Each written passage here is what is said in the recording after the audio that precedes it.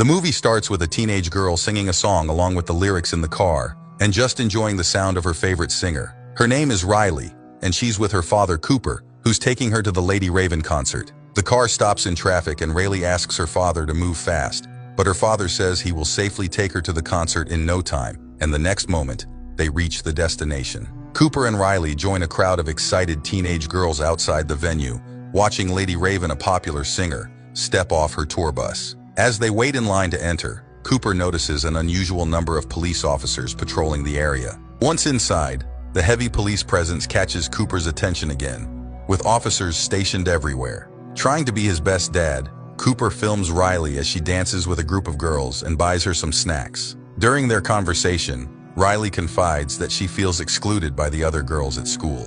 As they continue to walk around, Cooper observes even more cops and extra security cameras. Eventually, they find their seats and listen to the opening band, though Cooper can't help but notice the police stationed in their section as well. When the concert begins, the loud screaming from the crowd forces Cooper to cover his ears. After a few songs, he tells Riley he's going to the bathroom. However, once inside, he secretly uses his phone to check a live feed from a security camera. Unknown to Riley, Cooper is a serial killer, and he is monitoring his latest victim, Spencer, who is imprisoned in a hidden room at Cooper's remote house. Cooper washes his hands in the bathroom and vividly imagines his mother standing beside him. As he tries to shake off the vision, he notices more police vehicles surrounding the venue.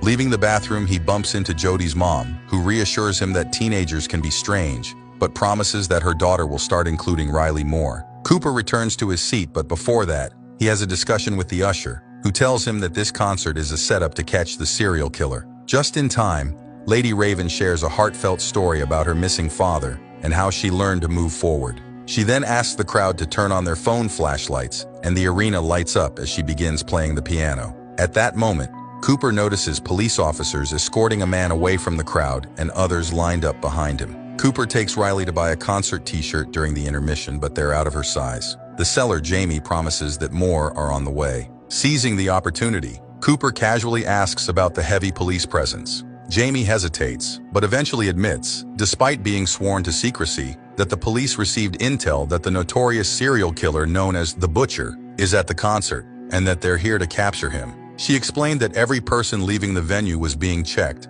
and all exits except the backstage area were under tight surveillance. Cooper laughs awkwardly, masking the fact that he is the very killer they're hunting. Afterward, he drags Riley through the venue under the guise of looking for a snack, while checking the exits and confirming that they're all blocked by police. Spotting a drunk woman near the stairs, he subtly pushes her, causing her to fall.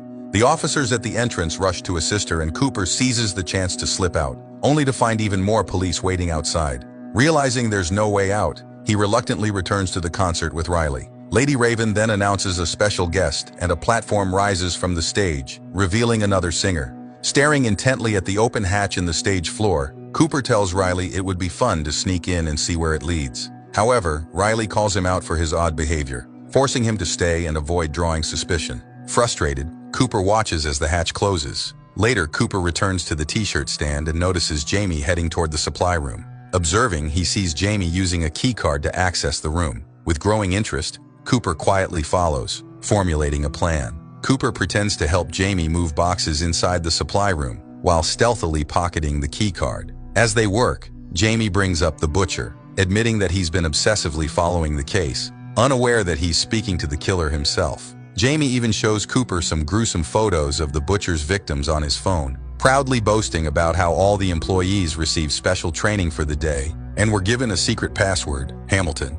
to identify themselves. After getting Riley her t-shirt, Cooper uses Jamie's keycard to sneak into the employee break room. Inside, he discovers several cops reviewing the details of their operation. They agree that if the Butcher is spotted, they need to apprehend him away from civilians. Cooper, now posing as an employee by attaching Jamie's card to his jacket, moves through the group toward the snack table, listening in on their conversation. Nearby, he notices a photo of his most recent crime scene on a bulletin board. When one of the officers asks for sugar, Cooper quickly retrieves it to seem helpful and avoid suspicion. Before leaving, Cooper discreetly steals a police radio from a nearby bag. As he exits the corridor, he runs into Jody's mom again. She grows visibly frustrated when he tries to brush her off, and their heated exchange catches the attention of two nearby officers. Before the situation escalates, a man's scream echoes from the entrance. The officers rush toward the commotion, where other police are in the process of arresting someone. Cooper's blood runs cold when he spots Josephine, one of his closest associates, among those being detained. Back in his seat, Cooper discreetly places an earbud in his ear and tunes into the stolen police radio, listening intently as the operation continues to unfold. Cooper learns that the man the police arrested wasn't the butcher, but a panicked thief who assumed the cops were after him for another crime. As officers walk through the crowd searching for another suspect, Cooper hears a description broadcast over the police radio. A white male in his 30s with an animal tattoo on his right arm, exactly like him.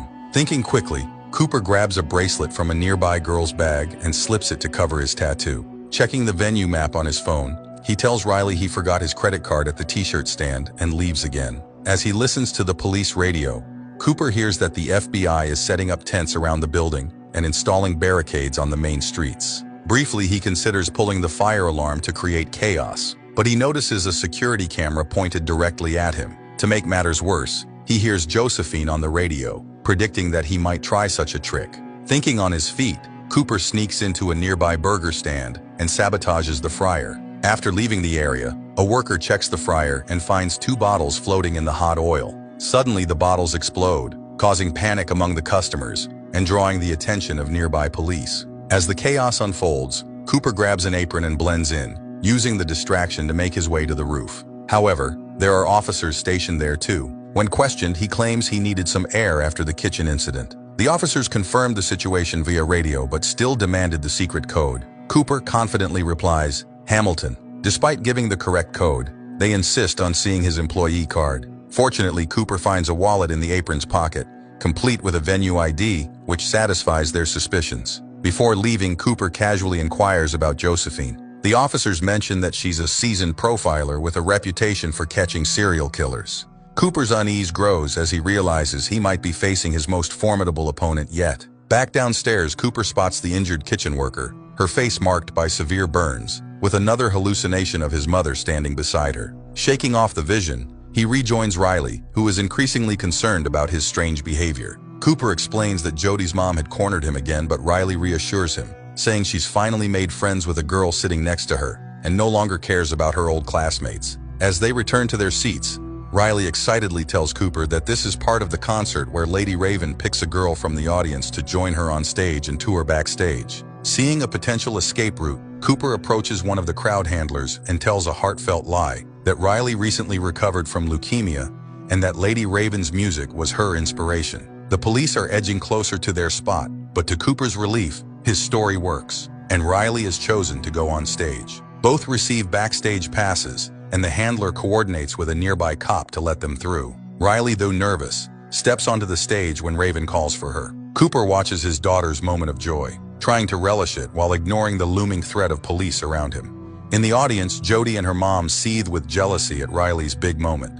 After the performance, Cooper notices a girl nearby collapsing. Instinctively, he picks her up and asks the staff for a place to let her rest. This earns him and Riley entry backstage, just as Josephine closes in on his last location. Cooper helps the sick girl calm down, offering her some juice. Grateful for his assistance, the concert manager allows them to watch the rest of the show from a prime spot next to the stage. Sensing an opportunity, Cooper asks the concert manager if they can leave through the backstage door to avoid the crowd. The manager agrees. However, after the concert ends, Cooper hears on the police radio that every male leaving the venue will be thoroughly checked. When he tries to slip out with Riley through the backstage door, he realizes the police are also blocking it. In a nearby room, Cooper overhears Josephine telling Lady Raven that the venue security cameras have captured photos and data of every attendee. Hearing this, Cooper feels the noose tightening around him, knowing his every move is being scrutinized. Growing desperate, Cooper approaches Lady Raven and asks to speak privately about Riley's condition. Once inside her dressing room,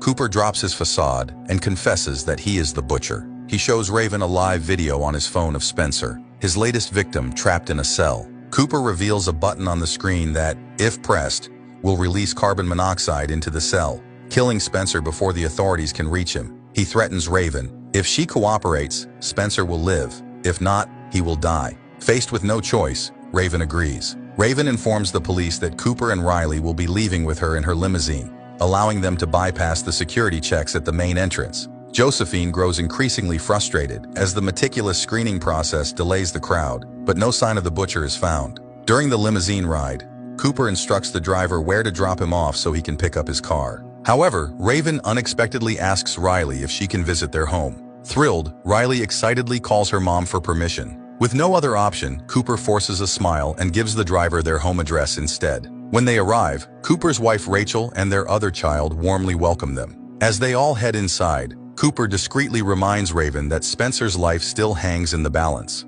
Any attempt to betray him will result in Spencer's death. Raven, visibly uneasy, tries to enjoy the family's warm hospitality while searching for any chance to outmaneuver Cooper without risking Spencer's life. Over coffee and cake, Rachel excitedly asks Raven how the concert went. Keeping her cool, Raven describes the police operation to catch the butcher, explaining that the FBI found a receipt for a concert ticket in one of the butcher's fake houses, which prompted them to contact her and set the plan in motion. She mentions that Josephine has been studying the butcher for some time and concluded he's a white man in his 30s or early 40s, holds a position of authority, drives a dark-colored car, and has a troubled history with his mother. Cooper grows visibly uncomfortable as the profile hits close to home and suggests that it's getting late. However, Raven offers to play a song on the family piano and invites Riley to sit beside her. While playing, Raven discreetly steals Riley's phone. After finishing the song, Raven suggests they take a selfie. When Riley realizes her missing phone, Raven smoothly hands Cooper's phone, pretending she thought it belonged to Riley. She takes the selfie and then asks to use the bathroom. Once inside, Raven locks the door and begins rummaging through Cooper's phone. Outside, Cooper grows frantic, pounding on the door. His erratic behavior starts to make his family suspicious.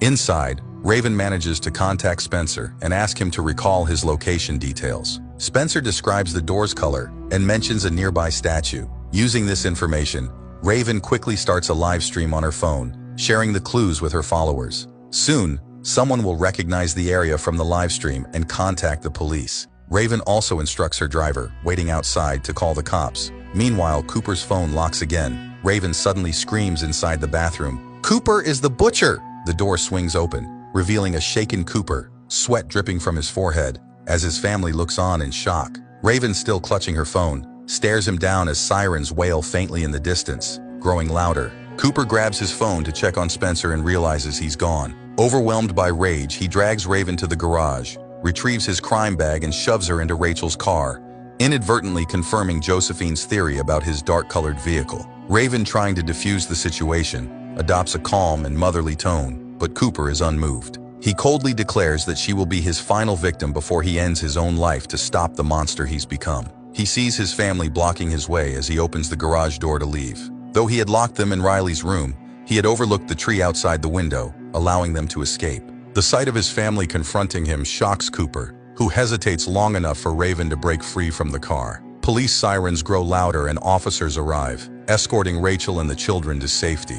Meanwhile, Cooper rushes upstairs to his closet, moving a few items in a frantic attempt to salvage his plan. As the police storm the house, they uncover a tunnel in Cooper's closet, leading to the neighbor's yard. Cooper uses this route to slip away undetected. Meanwhile, Raven is escorted into her limo, now driven by an undercover police officer posing as her chauffeur to ensure her protection. However, the limo soon comes to a halt. The officer enters the back seat, handcuffing Raven to a metal bar. To her horror, he reveals himself to be Cooper in disguise. Having escaped in a stolen police uniform, Cooper resumes driving, informing Raven that he's taking her to one of his secret hideouts to kill her, a desire he's harbored ever since seeing her perform on stage. At a red light, Raven seizes her chance. She rolls down the window and screams for help, urging bystanders to call the police. A crowd quickly gathers, surrounding the limo and preventing it from moving. Cooper grows agitated as he notices Rachel's clothes still in the car, inadvertently leaving behind traces of his other life. Meanwhile, Raven struggles with her handcuffs, managing to loosen the metal bar. She bolts from the vehicle with a burst of strength just as the real police arrive.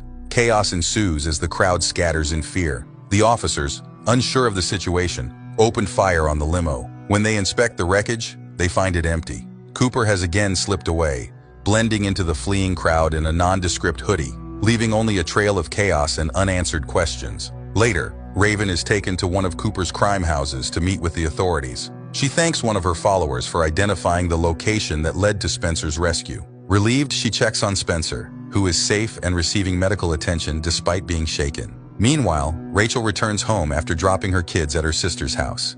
Despite Josephine's repeated insistence that she should stay in hiding, Rachel refuses, determined to face whatever comes. Josephine reluctantly departs, leaving officers stationed outside the house for protection.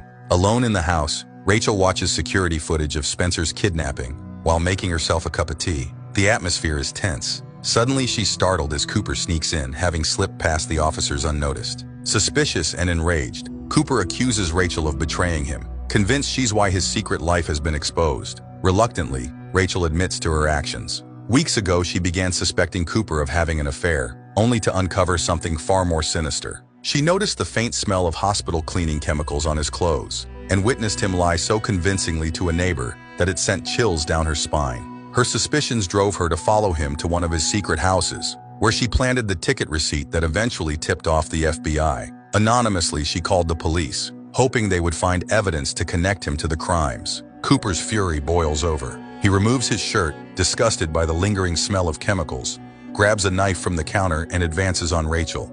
Thinking quickly, Rachel distracts him, calmly offering him a slice of the pie Riley baked earlier that day, reminding him that today was supposed to be a day of celebration for their family. Her words momentarily disarm him, and Cooper agrees to eat, watching her take a bite first to ensure it's safe. As Cooper eats, he begins to monologue, explaining how killing usually brings him peace, a twisted form of therapy. But Rachel's betrayal has only fueled his rage, driving him to the brink. He declares his intent to kill her before taking his own life. Suddenly, Cooper starts to feel dizzy, his vision blurring. Too late, he realizes that Rachel had laced the pie with sedatives she found in his crime bag. As he struggles to stand, Cooper hears his mother's voice and sees her standing in the doorway, calling him a monster. Overwhelmed by hallucinations and memories of his troubled past, Cooper breaks down in tears, staggering toward the vision of his mother. At that moment, the police burst into the house, surrounding him. Cooper, in a final act of defiance, lashes out, knocking one of the officers unconscious. Before he can strike again, Josephine arrives, armed with a second taser. Together with the remaining officers, she subdues Cooper. As he's handcuffed and dragged out of the house, Cooper appears momentarily calm. Spotting Riley's fallen bicycle in the driveway, he asks for a moment to pick it up. The officers hesitate but ultimately deny his request, hauling him away as Rachel watches, her face a mixture of relief and heartbreak. Just as Cooper is being escorted into the police truck, the officers bring Rachel's kids home. Riley sprints forward, tears streaming down her face, and wraps her arms around her father. Cooper kneels, embracing her tightly, whispering something inaudible into her ear. As the officers pull him away, Riley sobs, and Rachel, holding the other child, watches silently from the porch. Cooper steps into the back of the police truck, his face calm and expressionless. As the vehicle drives off, he suddenly grins, tilting his head toward the small crowd watching. Slowly, he raises his wrists, revealing the cuffs no longer bind them. With a triumphant smirk, he tells a story about Riley's bicycle, which he had stolen earlier and used to pick up the lock. The officers in the truck noticed too late as Cooper burst into maniacal laughter, the sound echoing even as the car disappeared down the road. Later that night, Jamie sits on the couch flipping through channels. A picture of Cooper flashes on the screen. Realizing he had unknowingly assisted one of the most dangerous criminals in the country, Jamie panics, trembling at the memory of every interaction he had with Cooper.